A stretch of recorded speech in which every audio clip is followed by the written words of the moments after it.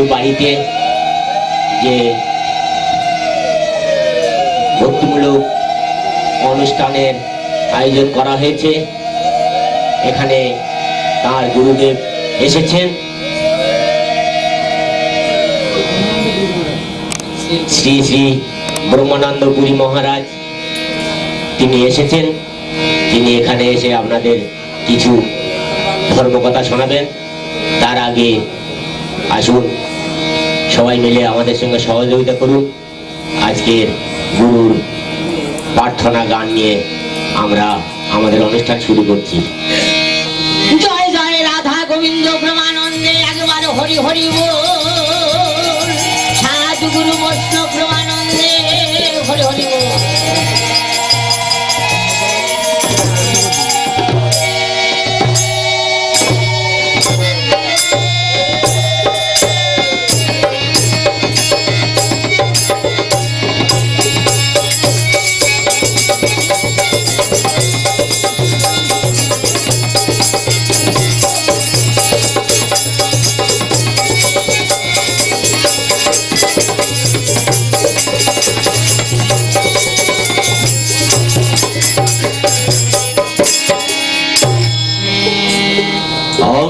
অখণ্ড মঙ্গলাকার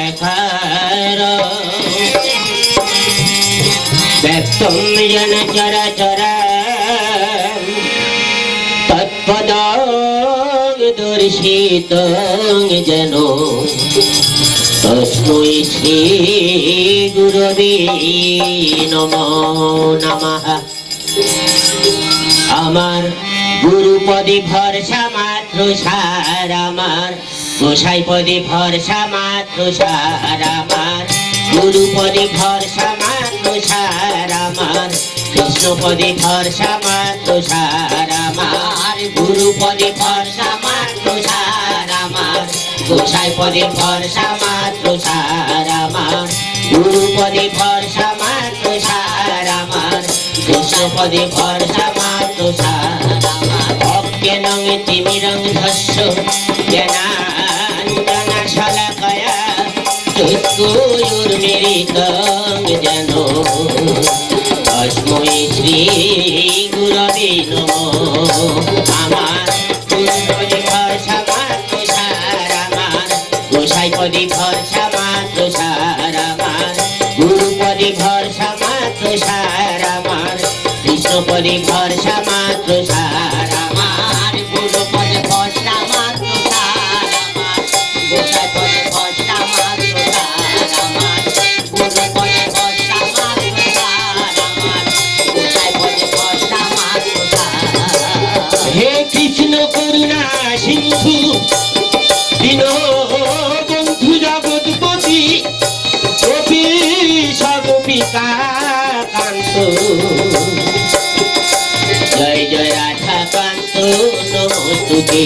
আমার গুরুপদে ভরসা মাত্র সার আমার, গোসাই পদে ভরসা মাত্র সার আমার, গুরুপদে ভরসা মাত্র সার আমার, কৃষ্ণ পদে ভরসা মাত্র সার আমার, গুরুপদে ভরসা মাত্র সার আমার, গোসাই পদে ভরসা মাত্র সার আমার, গুরুপদে ভরসা মাত্র সার আমার, গোসাই পদে ভরসা মাত্র সার। গুরু ব্রহ্মা গুরু বিষ্ণু গুরু দেব মহেশ্বর, গুরু সাক্ষাৎ পরম ব্রহ্ম তস্मै শ্রী গুরবে নমঃ। আমার গুরুপদে ভরসা মাত্র সার আমার, গোসাই পদে ভরসা মাত্র সার আমার, গুরুপদে ভরসা মাত্র সার আমার, কৃষ্ণ পদে ভরসা মাত্র সার আমার, গুরুপদে ভরসা মাত্র সার আমার, গোসাই পদে ভরসা মাত্র সার আমার, গুরুপদে ভরসা মাত্র সার আমার, গোসাই পদে ভরসা মাত্র সার আমার। তপ্ত কাঞ্চন গৌরাঙ্গিনী রাধে বৃন্দাবনেশ্বরী বিশ্বভানু সুতাং দেবী গঙ্গামামি হরি প্রিয়ায় আমার,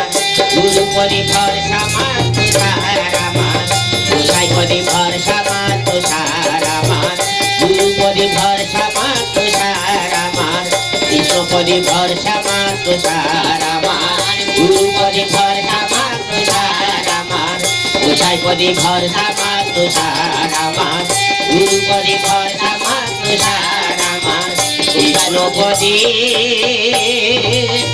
ভরসা মা তুষার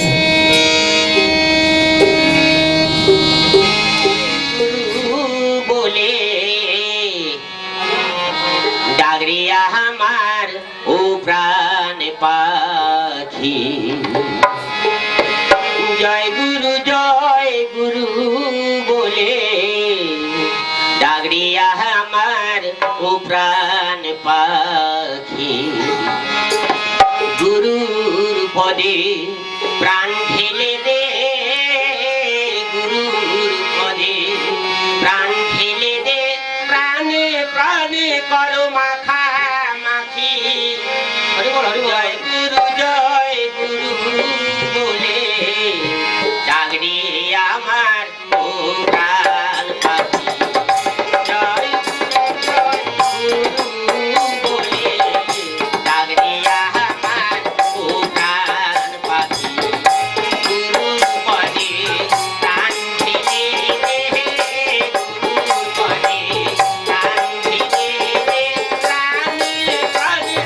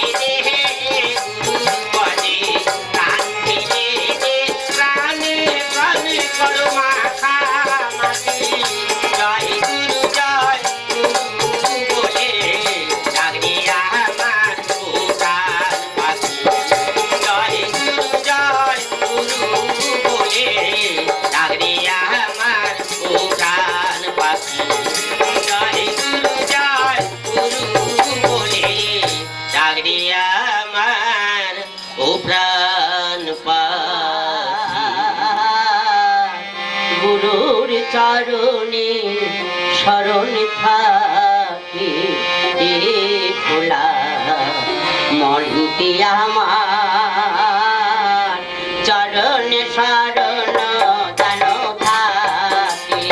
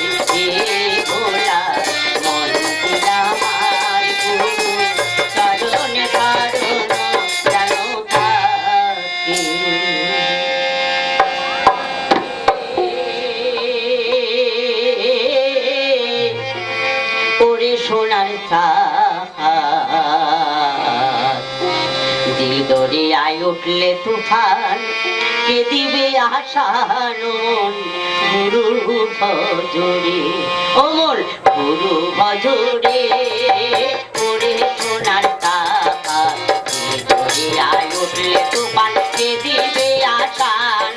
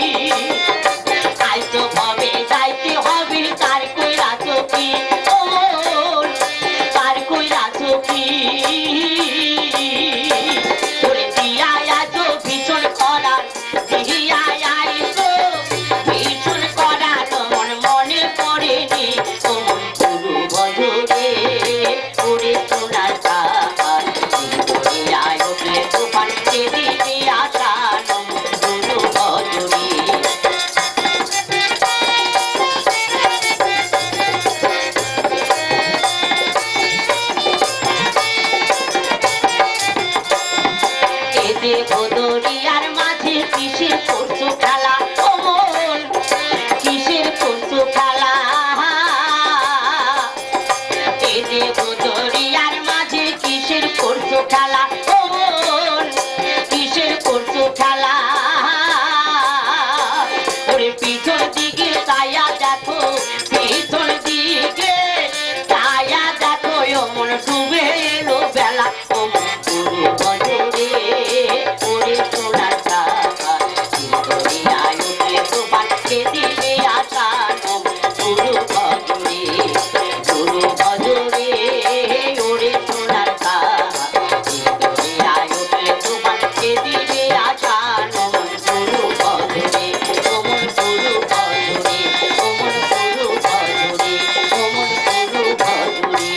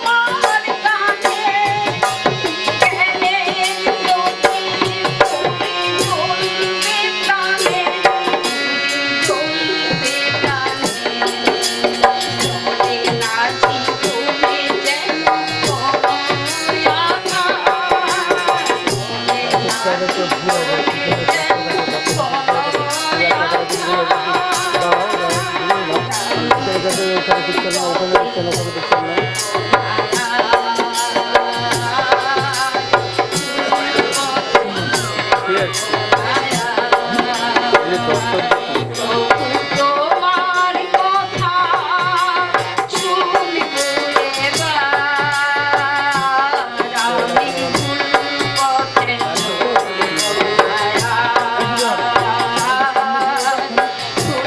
পথে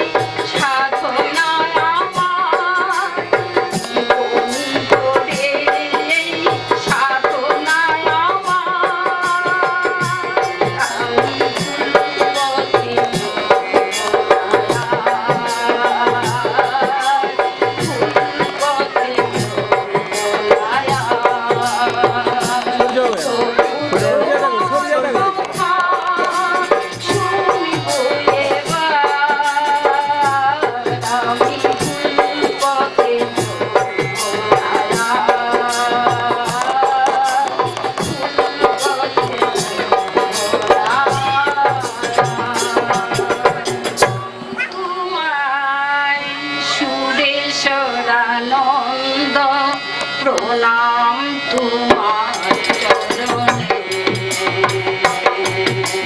প্রণাম তোমায় সুরেশ্বরানন্দ প্রণাম তোমার চরণে পরম দয়াল গুরু মহারাজ প্রণাম লব চরণে প্রণাম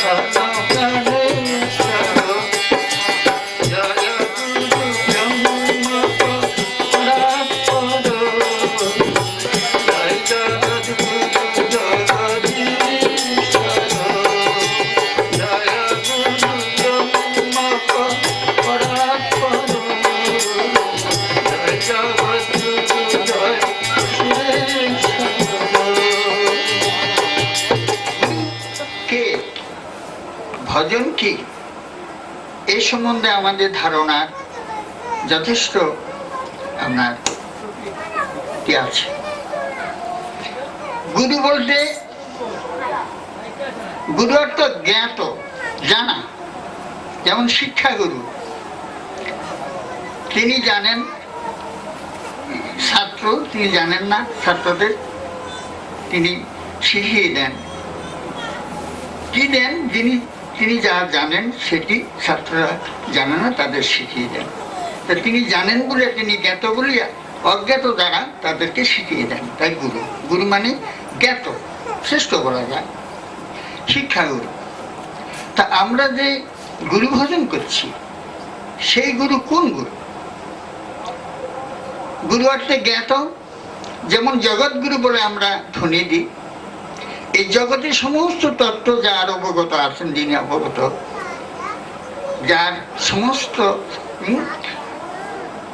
সৃষ্টি হইতে আরম্ভ করিয়া রক্ষা, সংহার, পরিচালন সবকিছু যার দ্বারা, তিনি হলেন জগতের পরিচালক। তিনি সর্বজ্ঞ, তিনি সবকিছু জ্ঞাত আছেন, জানেন। তাই তিনি জগৎগুরু। যে জগৎগুরু কোনো ব্যক্তি নহেন। কোনো ব্যক্তি কি সবকিছু জানতে পারেন? তিনি সাধারণ নিজের সংসারের, নিজের সম্বন্ধেই তিনি পূর্ণ অবগত নহেন। তাই তিনি জগৎ সম্বন্ধে অবগত কি করে হবেন? তাই জগৎগুরু কে? জগদীশ্বর, যিনি ইক্ষণ ক্ষমতা দিয়ে সমস্ত জগৎকে পরিচালনা করেন, আকর্ষণ বিকর্ষণ করে শ্বাস প্রশ্বাস ক্রিয়ার দ্বারা এই সমস্ত জগৎকে তিনি পরিচালনা করিয়া ধরিয়া আছেন, ধারক। তিনি হলেন জগৎগুরু। তিনি আপনার আবার প্রত্যেকটি জীবের তিনি একমাত্র ধারক। তিনি ধরে আছেন বলে আমরা আছি। প্রাণ রূপে তিনি আমার আপনার মাঝে আছেন বলে আমরা চলছি, আছি, আমরা খাচ্ছি, যাচ্ছি, সবকিছু। তিনি যখন ছেড়ে দেন, তখন কোনো অবতারে, কোনো মহাপুরুষে কেউ ধরে রাখবার ক্ষমতা আছে? তাই গুরুকে পরমেশ্বর, আমরা সেই পরমেশ্বরের উপাসনা করি। সেই পরমেশ্বরে একমাত্র সর্বজীবের কল্যাণের মূল কারণ। সেই তত্ত্বকে আমরা সঠিকভাবে না জেনে আমরা ব্যক্তিগুরুর পূজা নিয়ে ব্যস্ত হয়ে পড়ি। আমার গুরু অমুক, আমার গুরু তমুক, আমার গুরু ওই সেই সম্প্রদায় সৃষ্টি করে আমরা সত্যকে বাদ দিয়ে অসত্য মানে অস্থায়ী তত্ত্বকে নিয়ে আমরা খুব হইচই করে ধর্মাচার করি। যার ফলস্বরূপ আজ আমরা ধর্মের সঠিক তত্ত্বকে অনুশীলন, অনুধ্যান করিয়া তার তাৎপর্য আমরা উপলব্ধি করতে পারছি না। মনে রাখবেন, গুরু বলতে জ্ঞাত যিনি, তিনি হলেন গুরু। আর যে সর্বজগৎ সম্বন্ধে যার জ্ঞাত জানা আছেন, তিনি হলেন জগৎগুরু। তো যিনি তত্ত্ববার্তা গুরু, তিনি অস্থায়ী। তিনি সাধনার দ্বারা সত্যকে জানিয়াছেন, জানিয়া সত্য প্রচার করেন। ঈশ্বরের কৃপা সান্নিধ্য লাভ করিয়া, ঈশ্বরের মহান পরশ লাভ করিয়া, এই প্রেমময় সত্যস্বরূপ প্রেম ঈশ্বরের বিরাট রূপটাকে জীবের কল্যাণের জন্য প্রচার করিয়া জীব শান্তির দিক সৃষ্টি করেন। তাই বলে তিনি ভগবান নহেন। ভগবান যিনি, তিনি আমাদের একমাত্র ধ্যায়, তিনি একমাত্র আমাদের রক্ষক, আমাদের সমস্ত কিছুর মূল কারণের কারণ হলেন তিনি। তিনাকে আজ আমাদের সকলকে ভাবতে হবে। সময় এসেছে, আজ এই দুর্দিনের সম্মুখে আমরা এসে পড়েছি। এই দুঃসময় থেকে নিষ্কৃতি বের হলে একমাত্র ভগবানকে মনে প্রাণে স্মরণ ছাড়া আর গত্যান্তর নেই। কোনো কর্তা মর্তা অবতারে সবতারে আপনাদের মুক্তি দিবে না। তবে হ্যাঁ, অবতারের উপদেশগুলিকে সঠিকভাবে পালন করতে হবে। সঠিকভাবে তার উপদেশ পালন করলেই আপনি সত্যের সান্নিধ্য লাভ করিয়া এই মানব জীবন ধন্য করতে পারবেন। সঠিকভাবে তার উপদেশ পালন না করে আমরা তার বহির প্রচারটাকে বিরাট করে ধ্বজা উড়াইয়ে ঢোল পিটাই আমরা ধর্মাচার করিতেছি। এই ধর্মাচারে সঠিক নয়। সঠিক ধর্ম হলো ধারণ করা, ধরা। কাকে ধরবে? যিনি আপনাকে ধরে আছেন তাকে ধরাই ধর্ম। ধরে আছেন কি করে? তিনি প্রাণরূপে আপনার মাঝে আছেন বলে আপনি আছেন, তিনি ধরে আছেন বলে আছেন, তিনি ছেড়ে দিলে আর নেই। তাই ধরবেন তাকে। তার কোনো রূপ নেই, রং নেই, আবার সব রূপ তারই রূপ। আপনার রূপ, গাছ রূপ, মাছ রূপ, যাহা কিছু দৃশ্য জগতে আকার বাতাস মহাবিশ্ব যাহা কিছু দৃষ্টিগোচরে সবকিছু তারই স্বরূপ। কে সে? পরম ব্রহ্ম সত্য সনাতন পরমেশ্বর, যিনি আদিতে আছেন, ছিলেন, বর্তমানে আছেন, অতীতও থাকবেন, যার ধ্বংস নাই, লয় নাই, ক্ষয় নাই, শেষ নাই, আগা নাই, গোড়া নাই। তিনি হলেন সর্বজগতের স্রষ্টা ও কর্তা। তার কিছুই নাই, অথচ তিনি সব জানেন, সব দেখেন, সব বুঝেন। তিনি সমস্ত কিছু তিনি একমাত্র করেন। তাকে আমাদের জানতে হবে। সেটিকে জানাই হলো জীবের সর্বশ্রেষ্ঠ কর্তব্য কর্ম। তিনি কোথায় তাকে জানবেন? তিনি আপনার হৃদয়ে আছেন। গীতা এই তত্ত্ব, এই সত্য কথা বহুবার ঋষি ব্যাসদেবের মুখ নিশ্চিত শ্রীকৃষ্ণ মুখে তিনি অর্জুন শিষ্যকে উপদেশ ধারণ চলে বলেছিলেন, তায়া দিদিশ্রী যেন যথা নিযুক্ত হস্মি তথা করো। হে অর্জুন, তুমি আমার এই যে রূপ দেখছ, এই আমার প্রকৃত রূপ নহে, আমার আরেকটি রূপ আছে। তুমি আমার সেই রূপটিকে জানতে চেষ্টা করো, তবে তুমি আমার প্রকৃত স্বরূপকে জানতে পারবে, উপলব্ধি করতে পারবে। এই রূপকে দেখিয়া তুমি আমাকে পেয়েছো এই নহে। তাই সেই দিককে জানতে হলে কি করতে হবে? এই তত্ত্বটাই শ্রীমদ্ ভাগবত গীতায় 18 অধ্যায়ে অর্জুনকে, প্রিয় শিষ্যকে অত্যন্ত হৃদয়ধার সহিত জীবমুক্তির কথাগুলি শ্রীকৃষ্ণ ভগবান অর্জুনকে বলেছিলেন যে আমি যার উপাসনা করবো তার তত্ত্ব যদি আমি কিছু বুঝতে না পারি, উপাসন অর্থ কি? আসন, আসনের সন্নিকটে, আসনের কাছে থাকে। সে আসন সত্যই যদি আমি বুঝতে না পারি, তাহলে কাছে থাকবো কি করে? তো উপাসন, আসনের কাছে থাকে। আসন কোথায়? হৃদয় আসন। সেই আসনে আছেন প্রভু। কে সে? জগদীশ্বর, জগৎগুরু। তাই হে অর্জুন, তোমার হৃদয়ে আমি প্রাণ আত্মা রূপে বর্তমান আছি। সেই তত্ত্বকে তুমি জানতে চেষ্টা করো। সেটি জানতে পারলেই তোমার এই মোহময় যন্ত্রণার সাগর থেকে তুমি নিষ্কৃতি পাবে। এছাড়া মুক্তির আর দ্বিতীয় কোনো পথ নাই। কারণ তোমার শান্তি অশান্তির কারণ সবকিছুই তুমি তোমার মধ্যে নিহিত। আমি বিচিত্র মায়া সৃষ্টি করে তোমার মধ্যে, জীবের মধ্যে রেখেছি। এই বিচিত্র মায়াকে অতিক্রম করতে না পারলে আমার সান্নিধ্য লাভ করিয়া পরম আনন্দের অধিকার লাভ করতে পারবে না। গীতায় যে যুদ্ধ, কুরুক্ষেত্রের যুদ্ধ, এই কুরুক্ষেত্র হলো ক্রিয়নশীল ক্ষেত্র। ভাই ভাই কথা বলো। ভাই ভাই মারামারির যুদ্ধ নহে, ধন সম্পদের যুদ্ধ নহে। এ সম্পূর্ণ হৃদয়ের স্বভাবের যুদ্ধ। স্বভাবের দুটি দিক, একটি সৎ দিক, একটি অসৎ দিক। অসৎ দিকের পাল্লায় পড়ে আমরা অশান্তি পাচ্ছি সংসারে। তাই এই সংসারের অশান্তি যন্ত্রণা থেকে নিষ্কৃতি পাওয়ার জন্য, যখন আকুল প্রাণের শান্তি সান্নিধ্য, শান্তি লাভ করার জন্য মন প্রাণ অত্যন্ত ব্যাকুল হয়ে ওঠে, তখনই পরম ব্রহ্ম পরমাত্মা শ্রী ভগবান গুরুরূপে, গুরু মাধ্যম দিয়ে তাকে সেই সত্যপথের দিশারি সত্যপথের নির্দেশ দেওয়ার জন্য সম্মুখে অবতীর্ণ হন গুরুর মধ্য দিয়ে। গুরুর অর্থাৎ মানুষ পশু পাখির ভাষা বুঝে না, মানুষের ভাষাই মানুষ বুঝে। তাই ভগবান মানুষের মধ্য দিয়ে তার সত্যপথের সন্ধান নির্দেশ করেন গুরুর মাধ্যম দিয়ে। তাই কৃষ্ণরূপে অর্জুনকে সেই সঠিক তত্ত্বগুলো শ্রীকৃষ্ণ সুন্দরভাবে পরিবেশন করলেন। করার অর্থ এই নহে যে শুনিয়েই আমি তার থেকে, এই সমস্ত অবস্থার থেকে আমি নিষ্কৃতি পেয়ে শান্তি পাবো। শোনার পরে যে কর্ম, সেটি আমরা করছি কোথায়? নিজের স্বভাবগুলিকে যতক্ষণ পর্যন্ত আমরা জয় করতে না পারবো, ততক্ষণ হরে কৃষ্ণ রাম শ্যাম যদুমধু 14 নাম কীর্তন করে কোনো ফল হবে না। কারণ আপনার স্বভাবেই আপনার অশান্তির কারণ। হিংসা, ঘৃণা, অহং, অভিমান, লোভ, মোহ, কামনা, বাসনা এগুলোই আপনাকে অস্থির করে যন্ত্রণার দিকে টেনে নিচ্ছে। আপনি শান্তি পেতে চান, অশান্তির কারণগুলিকে যতক্ষণ পর্যন্ত আয়ত্তে না আনবেন ততক্ষণ শান্তির কোনো দিক নেই। শ্রীকৃষ্ণ অর্জুনকে এই সঠিক তত্ত্বটাকে সুন্দরভাবে পরিবেশন করেছেন গীতা 18 অধ্যায়ের মধ্য দিয়ে। গীতা পাঠ 18 অধ্যায় পাঠ করে আমরা খুব ধর্মাচার করছি এই নহে।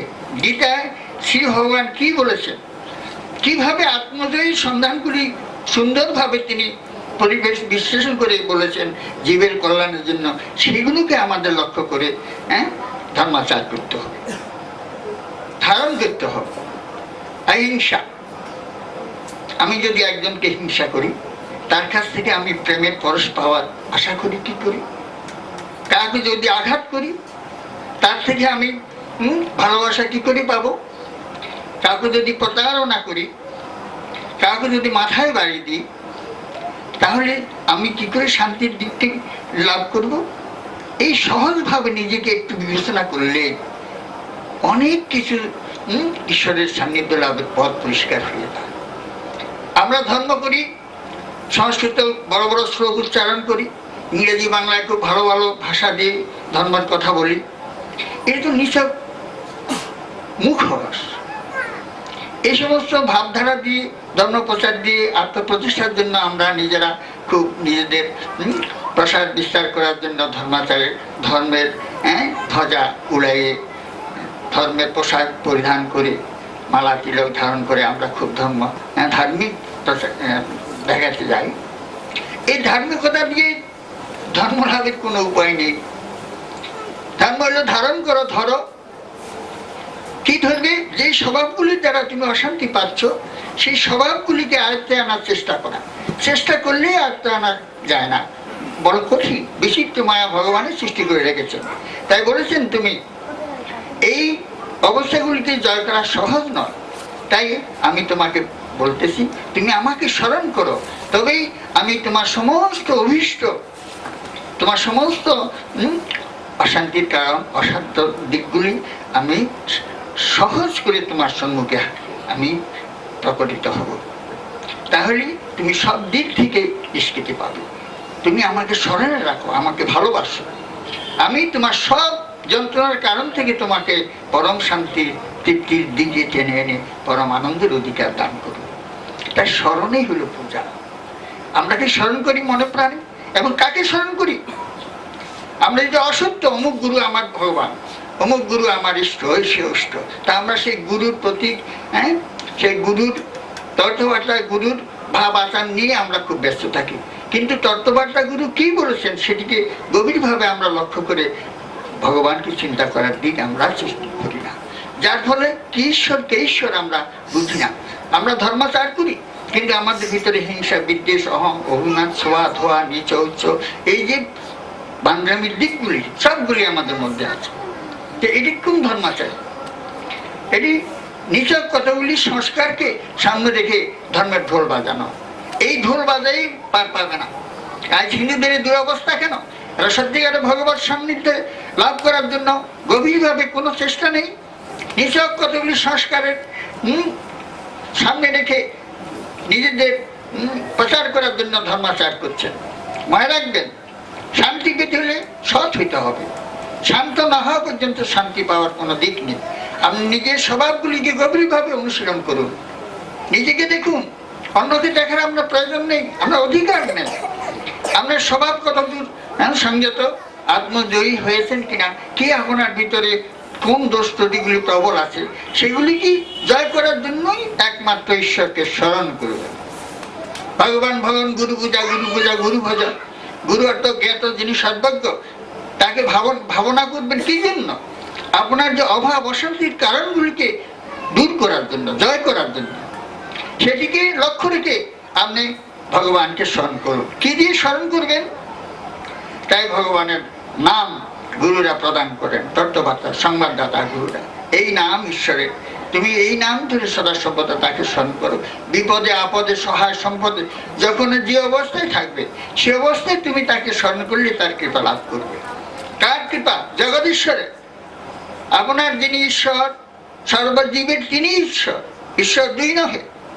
আপনি যার সন্তান, সর্বজীব তারই সন্তান।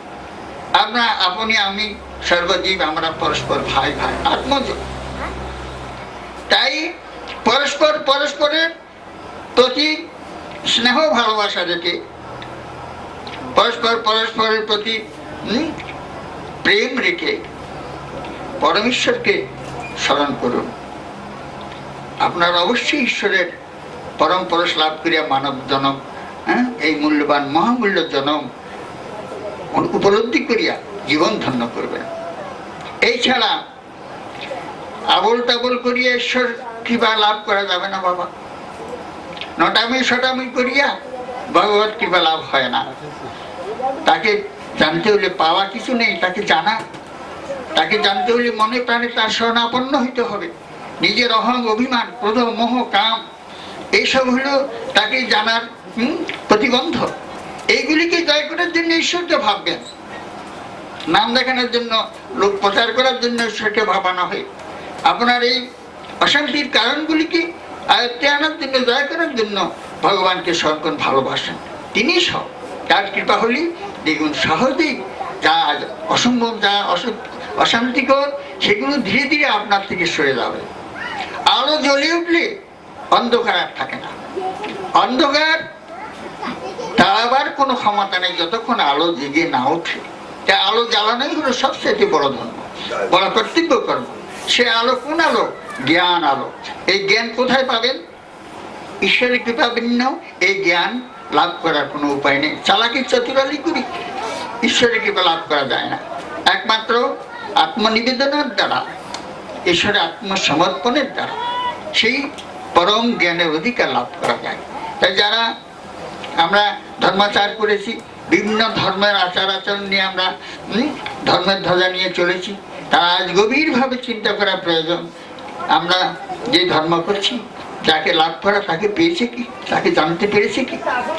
আপনার জীবন আর কতদিন আছে একটু চিন্তা করে বাকি জীবনে একটু মনে প্রাণে ভগবানকে ভগবান বলুন। কোন সম্প্রদায়ের নাম প্রদান নহে, জগদীশ্বরের কথা বলুন, জগৎগুরুর কথা বলুন। এই সর্বজীবের ঈশ্বর, সকলের প্রভু, যার কাছে সকলের কর্মজীবনে বিচার হবে, যার দৃষ্টির বাহিরে কাহারও যাওয়ার উপায় নেই, তার কাছে মনে প্রাণে আত্মসমর্পণ করে তাকে স্মরণ করুন। দমে দমে স্মরণ করুন, শ্বাসে প্রশ্বাসে স্মরণ করুন।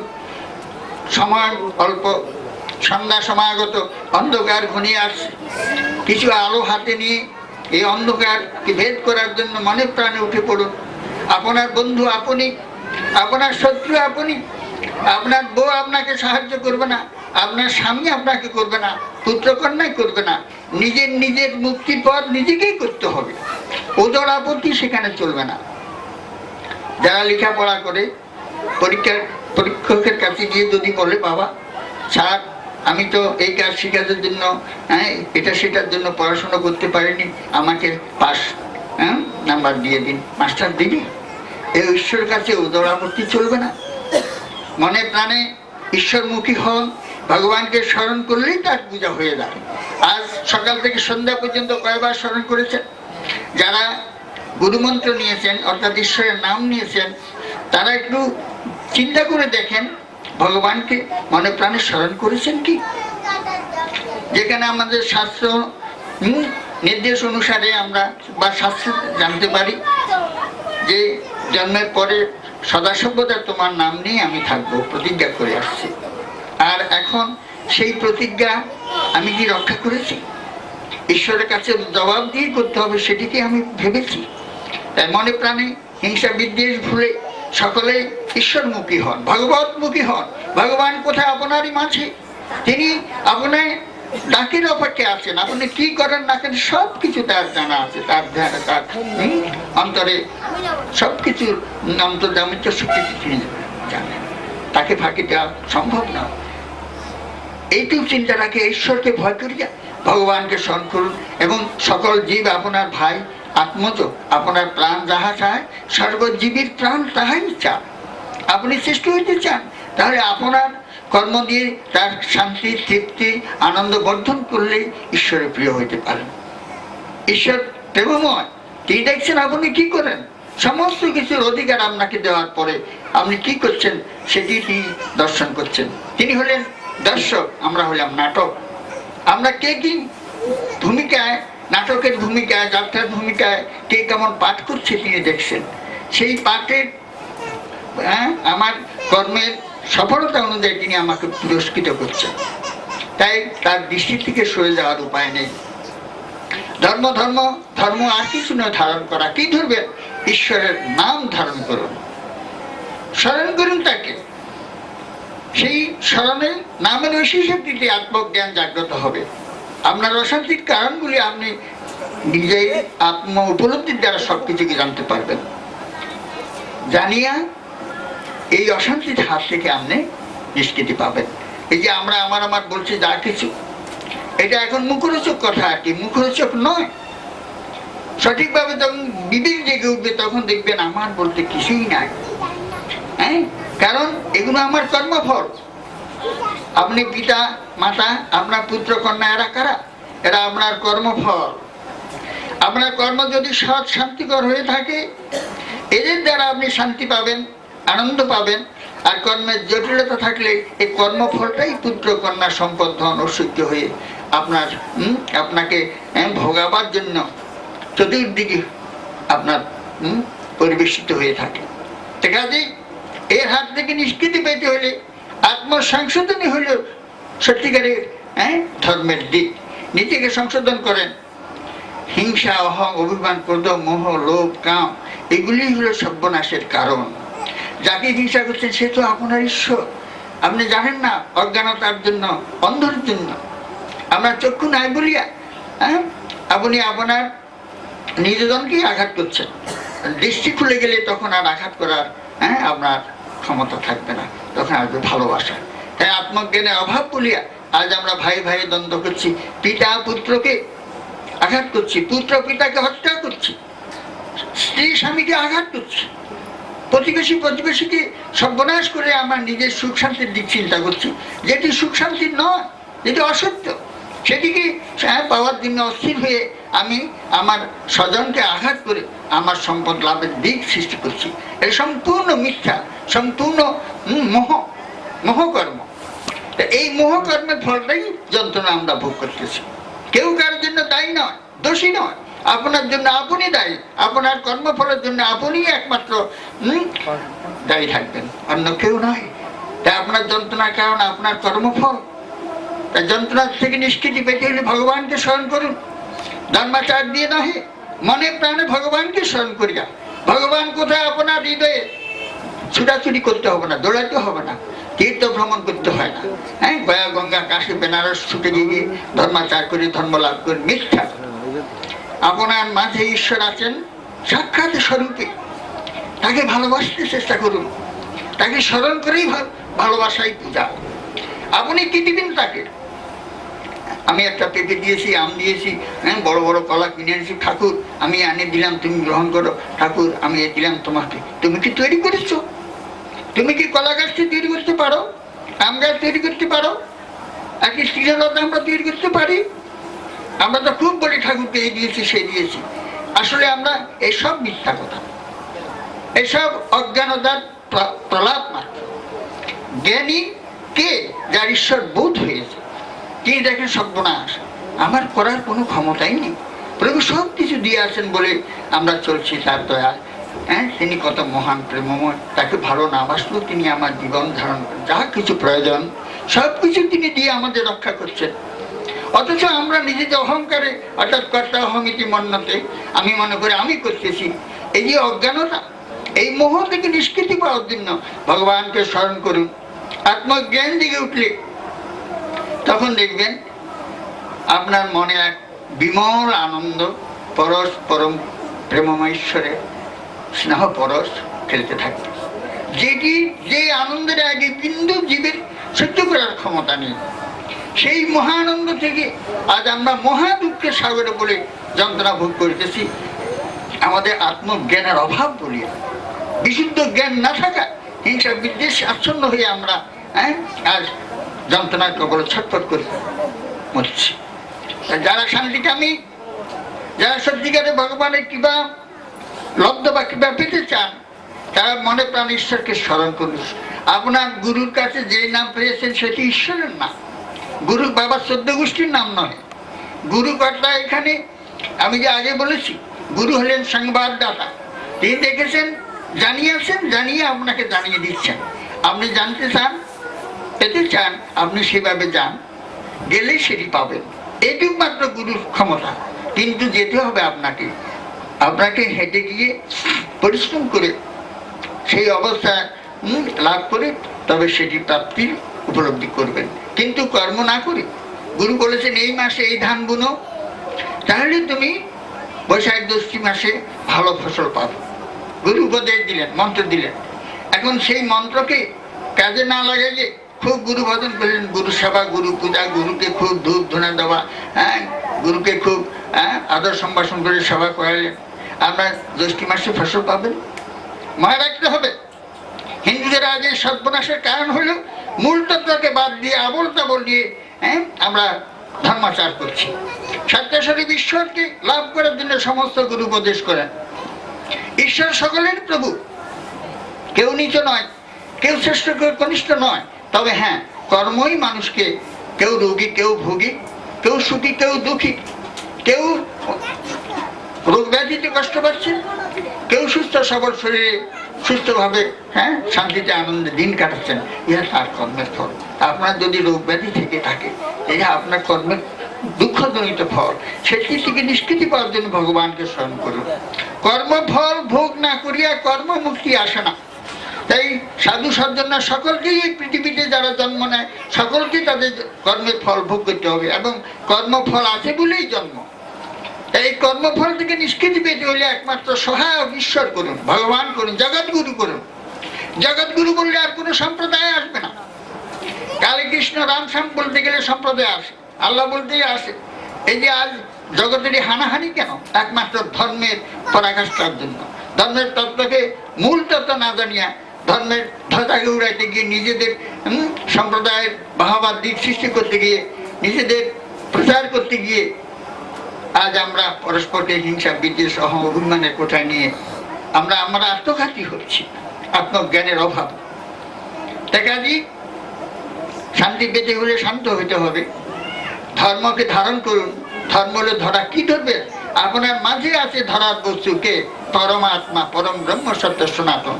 ইনি কৃষ্ণ, ইনি কালী, ইনি রাম, ইনি শ্যাম, ইনি আল্লাহ, ইনি খোদা, ইনি ভগবান। সবকিছু পরমাত্মার থেকেই সবকিছু। যুগে যুগে যেমন আমাদের গীতার শ্লোকে আছে, যদা যদাই ধর্মস্য গ্লানির্ভবতি ভারতম অদ্বিতীয় অধর্মস্য তৎ আত্ম তৎ। সেই কোথার থেকে?